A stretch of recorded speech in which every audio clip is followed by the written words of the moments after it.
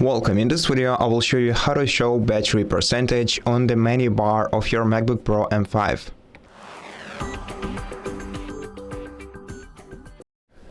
So this is done very easily. So the battery icon appears on the menu bar immediately after your system is set up.